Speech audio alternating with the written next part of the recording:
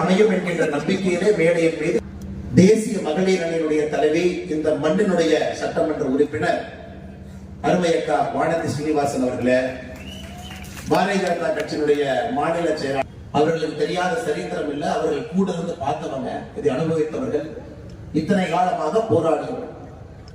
1997 India today பத்திரிகையில jail கமிஷனுடைய இடைக்கால அறிக்கை, அந்த லீக்கான ரிப்போர்ட்டை இந்தியாவுடைய பத்திரிகையில பப்ளிஷ் பண்றாங்க. ஐகே குஜராத் அவர்கள் ஆட்சியில் இருக்கிறாங்க.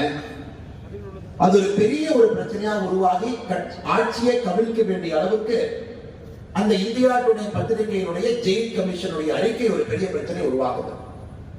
அந்த அறிக்கையில என்னதாங்க இருந்துச்சு?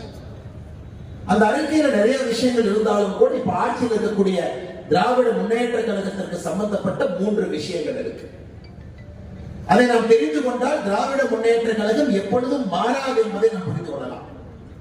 அவங்க எலெக்ஷன்ல தோத்தாலும் அப்படிதான் இருப்பாங்க, எலெக்ஷன்ல ஜெயிச்சாலும் அப்படித்தான் இருப்பாங்க.